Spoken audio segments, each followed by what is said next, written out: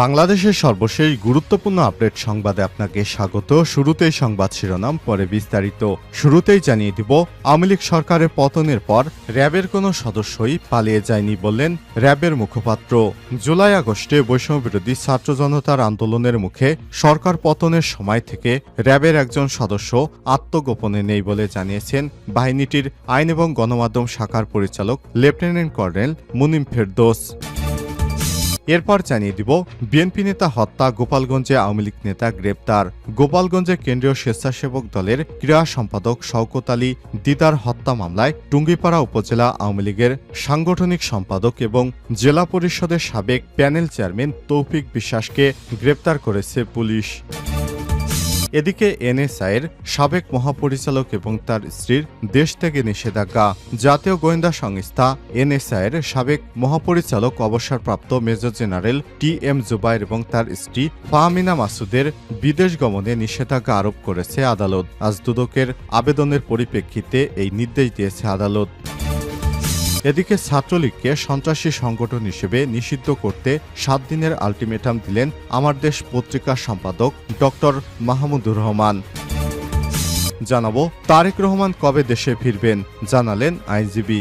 বিএনপির আইন বিষয়ক সম্পাদক ব্যারিস্টার কায়সার কামাল বলেছেন, বিএনপির ভারপ্রাপ্ত চেয়ারম্যান তারেক রহমান আইন এবং আদালতের প্রতি শ্রদ্ধাশীল, তাই আইনিভাবে মোকাবিলা করেই তারপর তারেক রহমান দেশে ফিরবেন। এবং সর্বশেষ জানিয়ে দিব, খোঁজ মিলছে না ইরানের বিপ্লবী গার্ডের কুদ ফোর্সের প্রধান ইসমাইল কানির। ইরানের বিপ্লবী গার্ড আইআরজিসির অভিজাত শাখা কুদস ফোর্সের প্রধান ব্রিগেডিয়ার জেনারেল ইসমাইল কানিকে খুঁজে পাওয়া যাচ্ছে না। দক্ষিণ বৈরুতে হিজবুল্লাহ প্রধান হাসান নাসরুল্লাহর উত্তরাধিকারী হাশেম শাফিউদ্দিনকে লক্ষ্য করে সম্প্রতি হামলা চালায় ইসরায়েল। এই হামলায় ইরানের ওই সর্বোচ্চ শীর্ষ কমান্ডার আহত হতে পারে বলে ধারণা করা হচ্ছে, খবর জেরুজালেম পোস্ট। প্রিয় দর্শক, এতক্ষণ শুনছিলেন সংবাদ শিরোনাম, এবারে বিস্তারিত। তবে তার আগে বন্ধুরা, অনুরোধ থাকবে এই সংবাদটিতে একটি লাইক দিন। এই চ্যানেলে আপনি নতুন হয়ে থাকলে আমাদের সংবাদটি দেখতে দেখতে চ্যানেলটি সাবস্ক্রাইব করে রাখুন। কমেন্ট করে বন্ধুরা আপনার মূল্যবান মতামত জানিয়ে দিন আপনি বিশ্বের কোন দেশ থেকে বা বাংলাদেশের কোন স্থান থেকে আমাদের সংবাদটি দেখছেন এবং শুনছেন। এবারে বিস্তারিত। আওয়ামী লীগ সরকার পতনের পর র্যাবের কোনো সদস্য পালিয়ে যায়নি, মুখপাত্র।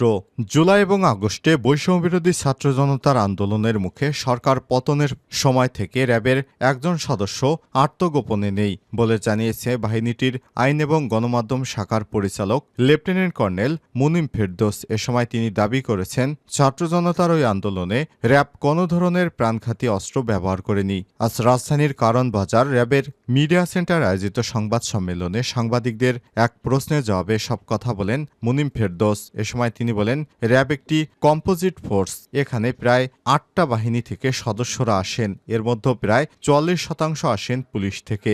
এখানে সবচেয়ে বড় অংশটাই পুলিশের, অলমোস্ট 50 ভাগের কাছাকাছি, অর্ধেক। র্যাব কিন্তু ছোট একটা বাহিনী, 10,000 প্লাস মাইনাস একটা ফোর্স। এই 10,000 ফোর্সের মধ্যে 44 ভাগই পুলিশ। 5 আগস্ট আওয়ামী লীগ সরকার পতনের পর পুলিশের বিভিন্ন পর্যায়ের 186 জন সদস্য এখনও কর্মস্থলে যোগ দেয়নি বলে জানিয়েছে পুলিশ সদর দপ্তর। তবে র্যাবের মতো বিজিবিও বলছে তাদের কোনো সদস্য অনুপস্থিত নেই। র্যাব বৈষম্যবিরোধী ছাত্র আন্দোলনের সঙ্গে ছিল দাবি করে ফেরদৌস বলেন, এর আগে আমি বলেছি, ছাত্র জনতার উপর র্যাবের কোনো সদস্য লিথ্যাল উইপেন, প্রাণঘাতী অস্ত্র ব্যবহার করেনি।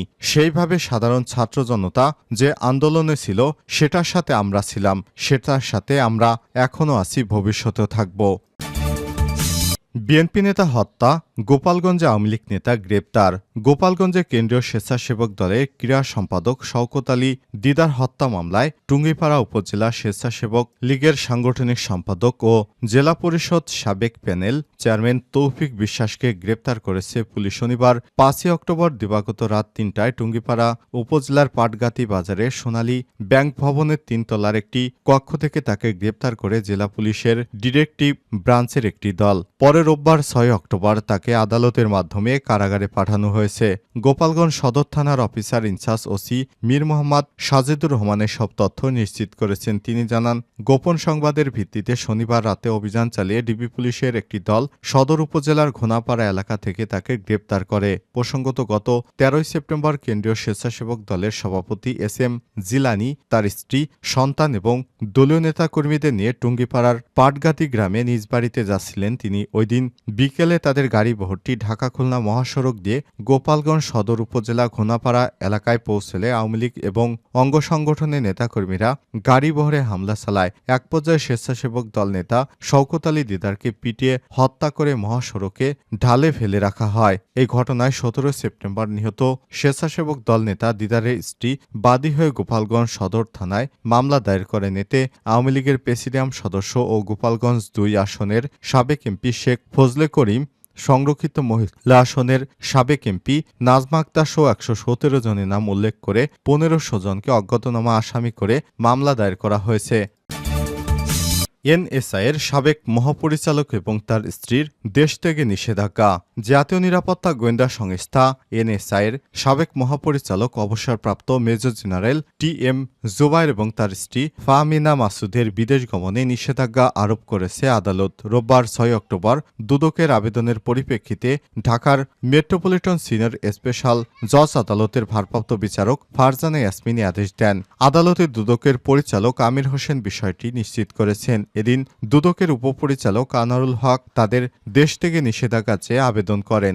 আবেদনে বলা হয়েছে, অভিযোগ সংশ্লিষ্ট মেজর জেনারেল অবসরপ্রাপ্ত টি এম জুবায়েরের বিরুদ্ধে মোটা অঙ্কের ঘুষ গ্রহণপূর্বক বিভিন্ন পদে চাকরি প্রদান ও ক্ষমতার অপব্যবহার করে বিভিন্ন ব্যক্তিকে প্রদর্শনপূর্বক কোটি কোটি টাকা উপার্জন করে নিজ গ্রামে এবং পরিবারের সদস্যদের নামে জ্ঞাত আয় বহির্ভূত সম্পদ অর্জন এবং 29,45,000 পাউন্ডে লন্ডনে বাড়ি ক্রয় সহ বিভিন্ন অভিযোগটি অনুসন্ধান চলমান রয়েছে।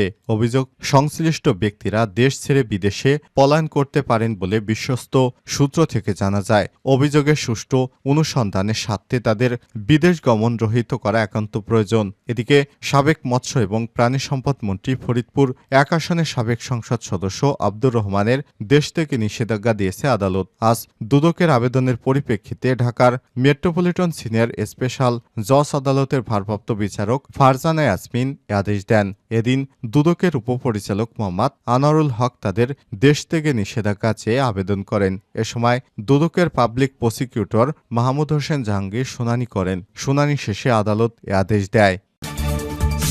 ছাত্রলীগকে সন্ত্রাসী সংগঠন হিসেবে নিষিদ্ধ করতে 7 দিনের আলটিমেটাম। ছাত্রলীগকে সন্ত্রাসী সংগঠন হিসেবে বাংলাদেশ থেকে নিষিদ্ধ করতে 7 দিনের আলটিমেটাম দিয়েছে দৈনিক আমার দেশ পত্রিকার সম্পাদক ড মাহমুদুর রহমান। রোববার 6 অক্টোবর জাতীয় প্রেস ক্লাবে এক সভায় তিনি এই দাবি তুলেছেন। ড মাহমুদুর রহমান বলেন, শেখ হাসিনার সব মূর্তি অপসারণ করতে হবে। বিশ্ব স্বাস্থ্য সংস্থা থেকে সাইমাওয়াজেদ পুতুলের মনোনয়ন বাতিলের উদ্যোগ নিতে হবে। ভারতের সঙ্গে করা সব চুক্তি প্রকাশ করতে হবে। তিনি আরো বলেন, বিচার বিভাগ এবং আওয়ামী নিয়ন্ত্রণে ছিল। স্কাইপ কেলেঙ্কারির জন্য দায়ে বিচারপতি নিজামুল হক নাসিমের গ্রেপ্তার হওয়া উচিত। বাংলাদেশের মিডিয়া এখনও ভারতীয় হেজেমনির নিয়ন্ত্রণে। মৌলবাদ এবং ইসলামী জঙ্গিবাদ ন্যারেটিভ ব্যবহার করে ফেরি করছে বাংলাদেশের মিডিয়া। ড মাহমুদুর রহমান আরো বলেন, যমুনা সেতুকে শহীদ আবু সাইদ সেতু নামকরণ করা এবং বঙ্গবন্ধু এভিনিউকে শহীদ আবরার নামকরণ করতে হবে। তারেক রহমান কবে দেশে ফিরবেন জানালেন আইনজীবী। বিএনপির আইন বিষয়ক সম্পাদক ব্যারিস্টার কায়সার কামাল বলেছেন, বিএনপির ভারপ্রাপ্ত চেয়ারম্যান তারেক রহমান আইন এবং আদালতের প্রতি শ্রদ্ধাশীল, তাই তার সব মামলা আইনিভাবেই মোকাবেলা করা হবে। রোববার 6 অক্টোবর সুপ্রিম কোর্ট বার ভবনে সাংবাদিকদের প্রশ্নের জবাবে ব্যারিস্টার কায়সার কামাল বলেন, তারেক রহমান যথাসময়ে দেশে ফিরবেন। এ সময় তিনি বলেন, রাজনীতিকরণ করার অভিযোগ থাকা হাইকোর্টের বিচারপতিদের বিরুদ্ধে ব্যবস্থা নেওয়ার জন্য শনিবার প্রধান উপদেষ্টার কাছে দাবি জানিয়ে এসেছে বিএনপি। আমরা আইনজীবী হিসেবে, আইন অঙ্গনের মানুষ হিসেবে এই দাবির সঙ্গে একমত।